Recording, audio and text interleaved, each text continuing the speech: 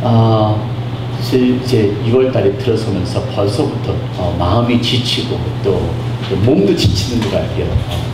우리가 지금 에어컨이 많이 잘 돌아가나요? 네, 우리 지난주에 이강선 집사님께서 오셔서 열심히 이 꼭대기까지 들어가셔서 열심히 에어컨 컨디션을 고치셨어요. 오늘 앞으로 더 나은 날씨를 위해서 우리가 하나님 일할 때는 정말 나의 것 생각하지 않고 내 몸 생각하지 않고 하나님 앞에 먼저 나의 우선순위를 드린다면은 하나님께서 우리의 기도에 응답해 주시고 우리의 마음과 중심을 보실 줄 믿습니다. 그래서 여러분들 어떠한 근심과 걱정과 염려가 있다가도 먼저 하나님께 기도를 드리십시오. 하나님께 나의 삶과 나의 마음을 드려보십시오. 몇 년 전입니다. 제가 알래스카를 방문했을 때인데요. 정말 기괴한 장면을 제가 보았습니다. 아마 여러분께서 혹시 보신 분 있으시겠지만은 이 기괴한 장면은 이 배가 점점 이 섬으로 이렇게 가까이 가는데요.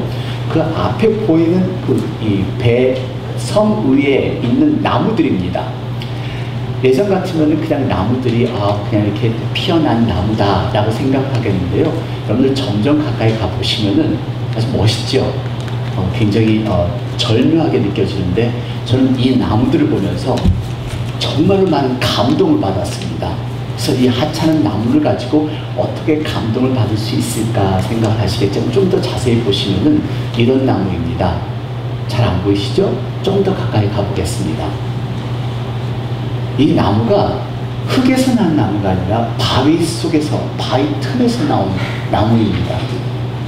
그래서 이 바위에 아주 작게 난 그 틈을 사용을 해서 그 틈을 비집고 나온 이 나무의 모습이 이렇습니다. 그래서 그 틈을 비집고 나오기 때문에 모양도 흉측하고 그리고 구부러지고 또 커브가 되었고 정말 보기에는 흉측한 나무같이 보입니다. 근데 이 바위를 뚫고 나오는 이 나무의 전경을 바라봤을 때는요, 와우! 이 겉을 멀리 봤을 때는 그냥 흉측한 나무같이 보이지만은 나무의 틈새를 뚫고 이렇게 큰 나무가 되었을 때는 그 숱한 세월과 그 숱한 풍파와 그 숱한 폭풍우를 참고 견뎠을 이 나무의 그 모습을 한번 생각을 해봤습니다.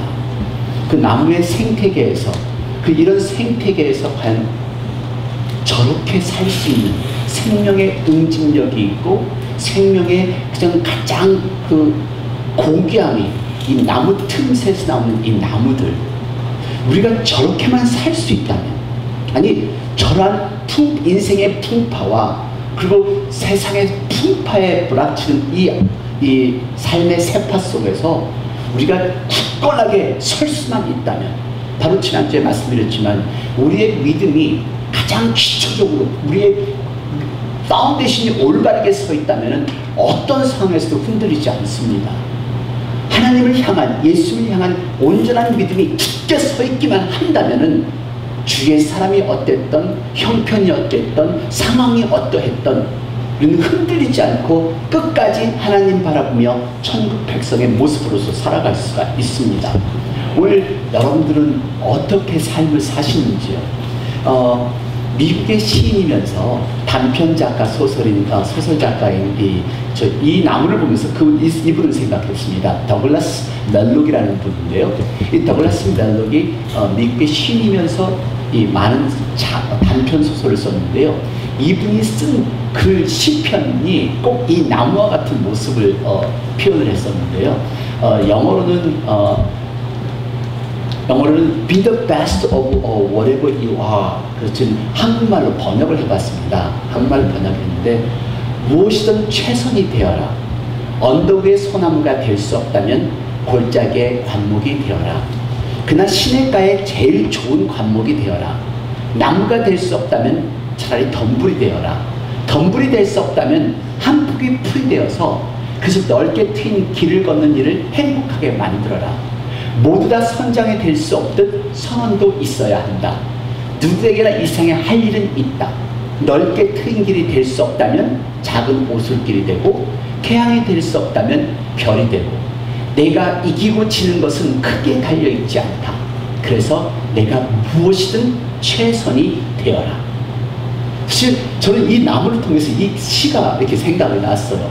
어떤 모습이든 부자이든 가난하든 많이 배웠던 적게 배웠던 내 형편이 어떠했던 내가 주어진 상황에서 최선을 다한 그 모습으로 살아갈 때 하나님께서는 우리에게 그 모습에 축복을 해주시고 그 모습을 사용하신다는 것을 한번 생각해 보십시오.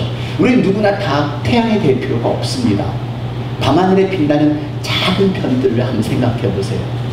그 별들을 다 우리는 알 수는 없지만 그 작은 별들의 아름다움이 있기 때문에 밤하늘이 더 아름다울 수 있다는 것. 그래서 내가 있기 때문에 지금 이 자리에 오늘 저와 여러분이 이 교회의 한 소속이 되었기 때문에 우리 버지니아 제일침례교회가 있는 것이고 이 버지니아 제일침례교회를 통하여서 하나님께서 영광 받으신다는 것을 생각하신다면 여러분들의 그 위치가 참으로 중요하다는 것을 믿으시기를 바랍니다. 나 한 사람 아무것도 아닌 것 같지만 나 한 사람의 역할은 참으로 중요합니다.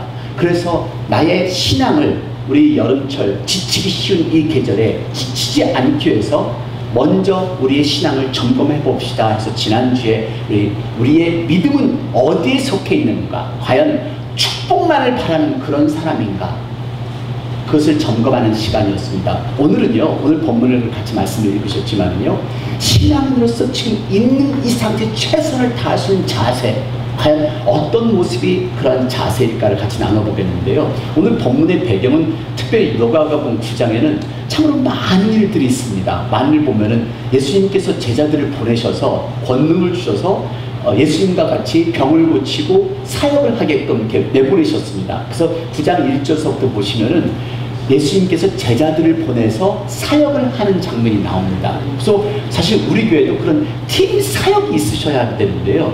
우리는 그냥 와서 예배 드리고 그냥 우리 교회로만 신경 쓰고서 우리 교회를 위해서만 일하다 가시잖아요. 이제는 우리가 나가서 단기 선교도 해야 되고 해외 선교도 해야 되고, 단순하게 이제는 제가 지금까지 여러분들에게 미안한 마음 갖지 않게 해서 우리는 보내는 선교사가 되어야 합니다. 그래서 직접 가시지는 못하지만은 헌금으로만 기도로만 하십시오 했지만은 이제 이 여름에는 우리 여름에 휴가철 맞아서 바닷가나 어떤 산으로 가는 것보다는 우리 아이들을 데리고 진짜 선교 지역을 찾아갈 수 있는, 멕시코나 남미나 가까운 선교 지역을 찾아갈 수 있는 그런 베케이션이 되었으면 좋겠어요. 그리고 누가복음 9장에는 또다시 하나님의 예수님의 오병 이어의 기적이 나타나는 것이 누가복음 9장인데요.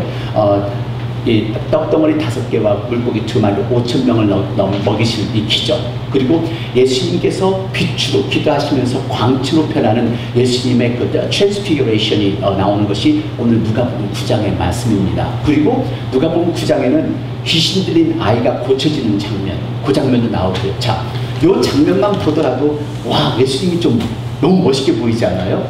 그러니까 제자들을 보내서 병 고치고 절름발이 일어서게 하고 하는 놀라운 기적들을 보니까 이 기적들을 보고 듣고 한 사람들이 이제 예수님을 따르려고 합니다. 자, 오늘 저와 여러분이 오늘 예배를 드립니다. 신앙생활을 합니다. 근데 이 신앙생활의 그 목적이 뭐냐는 겁니다. 여기에 오늘 본문에 3사람이 등장을 하는데요. 그 3사람 중에 첫 번째 한 사람이 먼저 등장하는 이 모습 보면요, 그 사람이 대뜸 오늘 9장 57절에 하신 말씀이 길 가실 때 혹이 여짜오되 어디로 가시든지 저는 따라가겠습니다.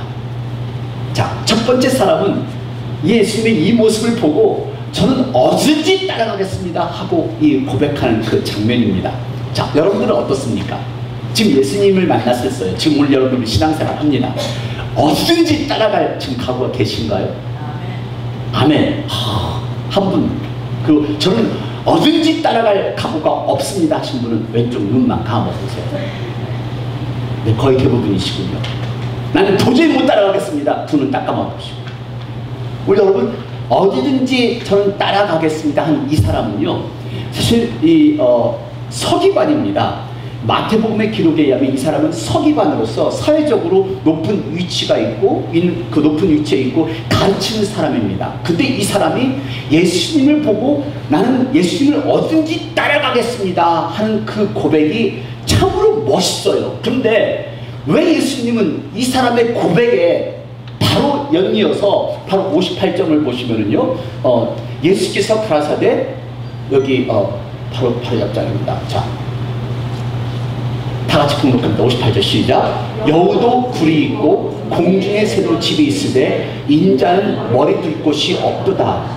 왜 따라오겠다고 하는 사람한테 갑자기 그 따라와라, 따라오지 말라라고 하든가 하셔야 될 텐데, 왜 예수님께서는 여우도 굴이 있고 공중에 새도 집이 있으되 인자는 머리 둘 곳이 없도다라고 이렇게 반응을 보였을까요? 한번 생각해 보셨어요? 다시 말해서 이 사람은 예수님의 기적을 바라본 사람입니다. 그리고 사회적으로 위치가 있었던 사람입니다. 아마 예수님의 능력과 권능과 이적을 베푸는 그 모습을 보고 이 서기관은, 이 사람은 아무래도 분명히 예수님을 따라가면 무언가 한 자리 할 수 있지 않나, 그리고 이런 사람을 쫓아다니면은 나는 뭔가 사회적으로 인정도 받을 수 있지 않나라는 그런 생각이었을 겁니다. 그런 마음을 알고 있는 이 예수님께서는 이 서기관에게 따라가겠습니다, 어딘지 따라가겠습니다 하는 그 사람에게 여우도 굴이 있고 공중에 새도 집이 있을 때 인자는 머들 곳이 없도다. 과연 다시 이 말씀은요, 너무도 외로운, 신앙생활을 한다는 것은 외롭다. 여우도 굴이 있고 공중에 새도 집이 있으되 거처할 곳이 있지만은 나 이제 이 예수는 말씀을 전하고 그리고 이제는 머리 둘 곳이 없는, 오늘 여러분들 이 예수님의 이 말씀을 한번 잘 생각해 보세요. 너무도 외롭고 너무도 비참하고 너무도 고통스러운 이 표현인 것 같아요. 저는 이게 보면 조금은 와닿아요.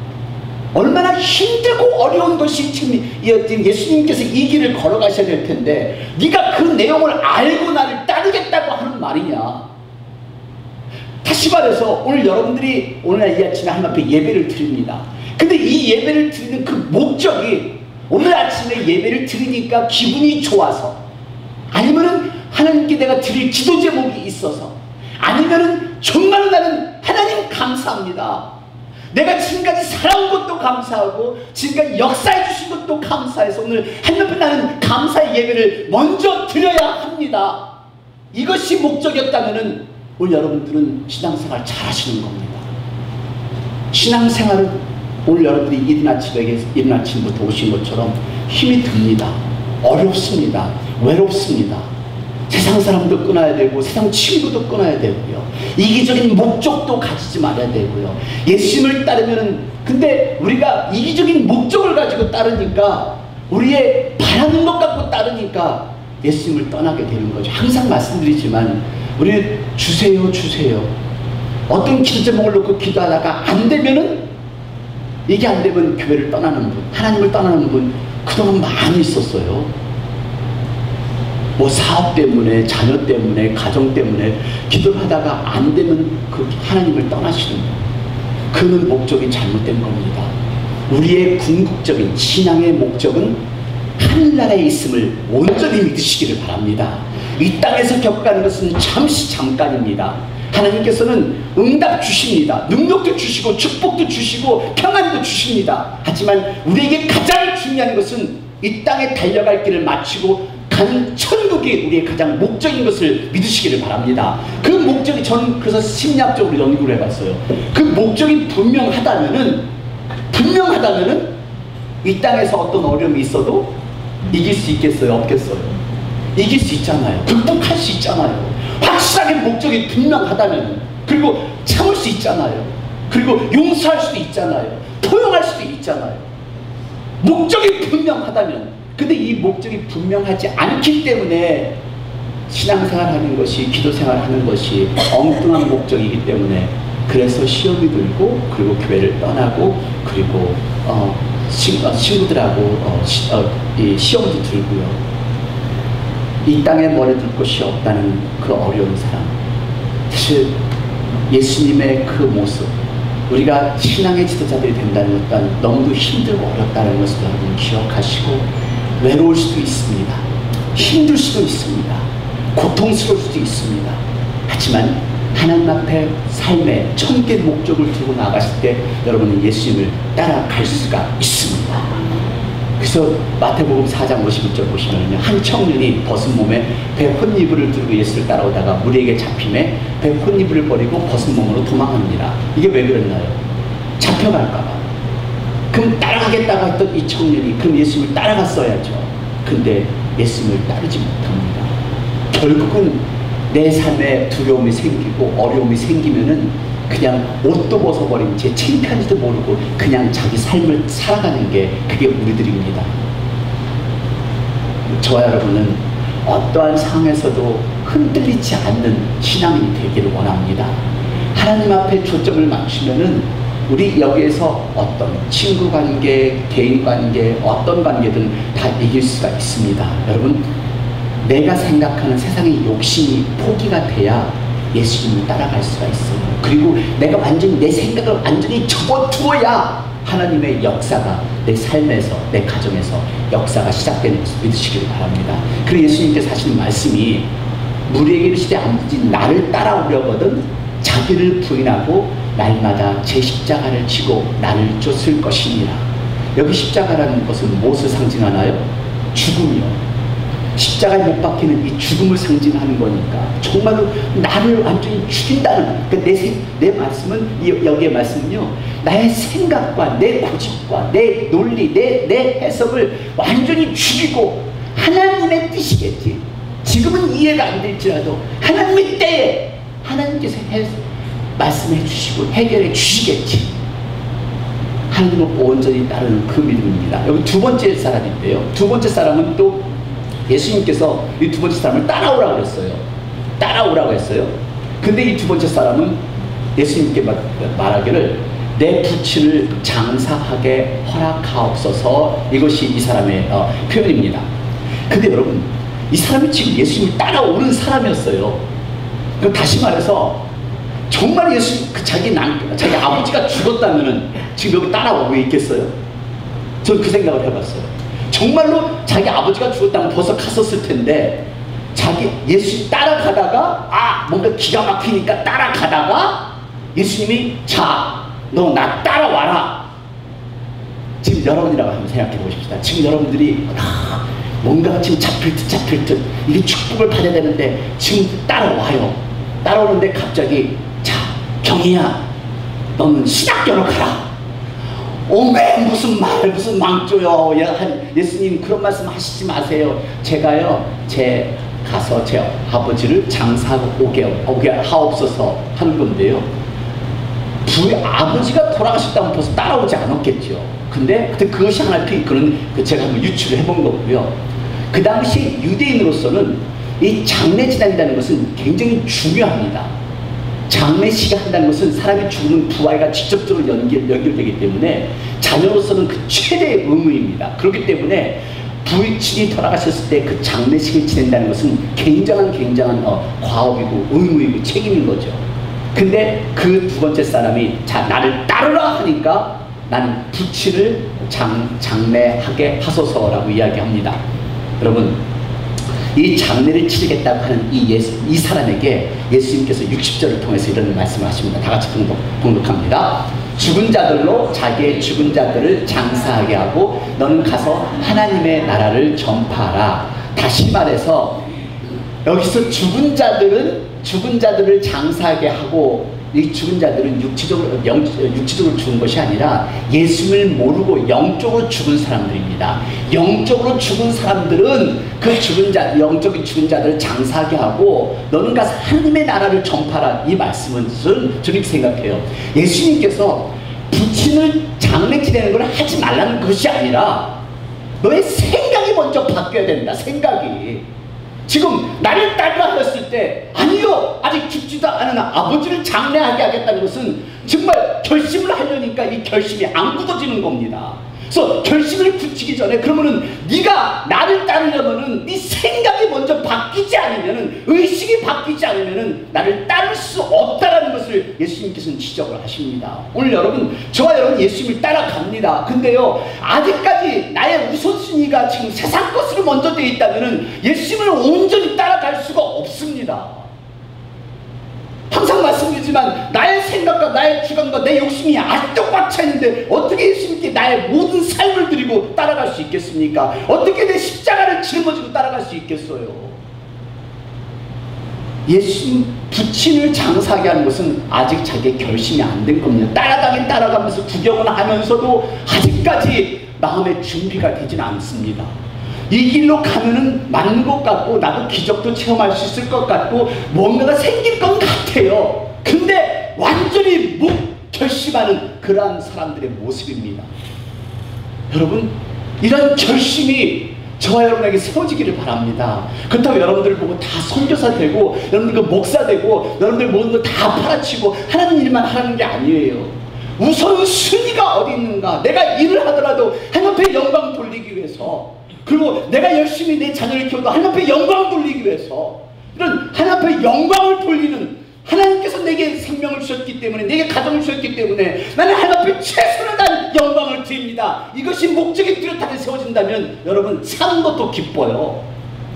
열심히 일하는 것도 기쁘고요. 그렇기 때문에 내 목적이 흔들리기 때문에 우리가 이렇지 하나님 앞에 기쁨으로 예배를 드릴 수가 없는 겁니다. 예수님을 따르는 사람들은 죽은 사람을 무덤에 묻는 일이나 이미 죽은 사람들의 제사를 지는 일보다 그 영혼은 죽어 있으니까 육신은 아직 살아있는 사람들의 생명을 구원하는 일을 더 소중히 여기는 자, 저와 여러분, 이제 내 우선순위 다시 한번 점검하십시오. 이 여름의 계절 이기기 위해서는 내 우선순위를 다시 한번 점검해 보십시오. 마지막 세 번째 사람입니다. 세 번째 사람은요, 자, 예수님께서 또 오라고 합니다. 그러니까 이 세 번째 사람의 그 변명은 나로 먼저 내 가족을 작별케 허락하소서. 자, 이거는 현대교회에 참 중요합니다. 가족은 참 중요해요. 특별히 신앙생활할 때 이 신앙 가족의 협조는 더더욱 중요하는데요, 목회자가 될 때는 더 말할 수 없이 중요합니다. 사실 제가 지금까지 목사가 될 수 있던 게 저희 어머니의 기도이며 여러분들의 기도라고 저는 확실히 믿어요. 그리고 또 하나 감사한 것은 부인이 없기 때문에 감사하고, 부인 때문에 목회가 망쳐지는 목사가 얼마나 많은지 몰라요. 그래서 부인 때문에 목회자의 길을 못 가는 사람도 있고, 부인 때문에 교회가 망가지는 경우도 있고, 부인 때문에 정말 자기가 더 최선을 다하고 싶은데 못하시는 분들 많이 있고요. 여러분, 가족은 참 중요합니다. 근데 가족이 때로는 방해될 때가 있어요. 그래서 가족 부양 때문에 목회를 못 하시는 분이 있으세요. 왜냐하면 딸린 처자식이 있으니까 가서 또 이중으로 또 이 잡도 잡아야 되고, 잡다 보면은 어디 가서 열심히 또 말씀을 전하거나 또 묵상하거나 또 그렇지 못할 때가 있으시잖아요. 그러니까 참 어떤 데 안타까우신 분들 너무 많으세요. 그리고 가족들이 말려서 목회자의 길을 못 가시는 분도 있고요. 그래서 가족들 때문에 신앙생활보다는 돈 버는 길로 가시는 분도 있고요. 그래서 이 사람도 마찬가지예요. 가족들을 이해시키려고 하는데요, 그리고 우리가 가서 내가 작별 인사하고 오겠습니다. 제 주변에는 그런 분들이 많이 계세요. 근데요, 저는 신앙생활이 그런 것 같아요. 그게 니고시에이션이 될 것인가? 하나님을 따라가는 그 신앙생활이, 물론 부인의 의견도 존중하고 남편의 의견도 존중해야 됩니다. 그리고 우리 부모님들이, 우리 예전에 몇 번 말씀드렸지만 자녀들을 양육할 때 신앙생활은 자기 선택하게 놔둬.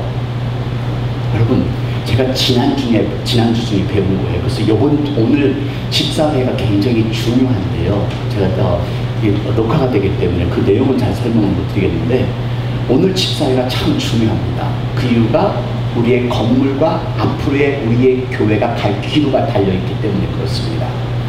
근데 지난주에 그 머슬림을 연구하다가, 머슬림을 연구하는 목사님과 대화를 나눴어요. 왜 머슬림이 그렇게 성장을 하는가? 그 성장을 하는가, 그 원 중에 하나가, 얘네들은 태어날 때부터 머슬림이 돼요. 그냥 태어날 때부터 선택의 여지가 없는 거예요. 그렇기 때문에 이 사람들은 바뀔 수가 없고 개종을 할 수도 없고 태어날 때부터 머슬림으로 키워나가는 거예요. 근데 우리 교회 우리 신앙인들은, 기독교인들은 태어날 때 잘 태어나서 같이 교회를 다닙니다. 구원의 확신도 없이 우리 아이들을 그냥 교회에 같이 다닙니다. 그러다가 고등학교, 대학교 되면은 그 네가 알아서 해. 신앙은 자유니까. 그럴까요? 신앙은 자유니까? 아닙니다. 여러분, 예수를 믿는 것은 자유가 될 수가 없어요. 어떻게 보면 예수 믿는 것은 공산주의에 대해서 이거를 내 식대로, 내 생각대로 니고시에이션하고 타협하다 보니까 자꾸 악과 타협하게 되는 거죠. 어렸을 때부터 우리 어린이들 가르쳐야죠. 우리 자녀들을 가르쳐야죠. 그래서 기도하는 습관도 가르쳐야 되고 성경 읽는 습관도 가르쳐야 되고요. 그래서 예수를 따른다는 것은 죽느냐 사느냐 하는 그런 길인데, 살고 죽는 것을 가족들과 상의한다는 게. 근데 저는 여기서 극단적으로 말씀드리는 거 아니에요. 여러분들이 만약에 목회자로 길을 갈 것 같으면 가족들과 같이 상의하면서 같이 기도해야죠. 하나가 되어야죠. 제가 말하는 건 기본적인 신앙입니다. 자, 얼마나 많은 분들이, 또 젊은 여자들이 저는요 제 남편을 전도하기 위해서 안 믿는 사람과 선택해서 결혼했습니다. 얼마나 많은 성공률이 있을까요? 없어요. 처음에는 간다고 하죠. 근데 안 돼요. 여러분, 가족 중요합니다. 그래서 누구나 반대나 조롱이 겪을 수 있고요. 우리가 반대 부닥칠 수가 있어요. 그래서 저는 우리가 신앙생활 할 때 남편 혼자 신앙생활하는 것도 힘들고 부인 혼자 신앙생활하는 것도 힘들고 남편과 부인이 함께 신앙생활을 해야 그때 그 가정이 우리 아이들을 잘 양육할 수도 있고, 그때 하나님께서 보시기에 정말 놀라운 역사가 그 가정에서 일어날 줄 믿습니다. 우리 교회 우리 전도사님도 싱글인데 옆에서 목회자들 하려면요 여러분들의 기도가 너무너무 필요해요. 아까도 예수님께서 말씀하신 것처럼 여우도 눌 자리가 정말 외롭고 쓸쓸하고 고통스러운 것이 이 목회자의 길인데, 근데 어느 전도사님들이나 목사님들은요 그냥 혼자서 그 길을 가요. 정말 불쌍하신 분들 너무 많은 거 있죠. 오늘 여러분들 우리 교회 목회자들을 위해서 더 간절히 기도해 주시고, 그리고 여러분들의 남편, 여러분들의 부인, 부모님, 자녀를 위해서 더 간절히 기도하세요. 내 옆에 있는 식구도 제대로 전도하지 못하면서 해외로 나가면 무슨 소용이 있겠습니까?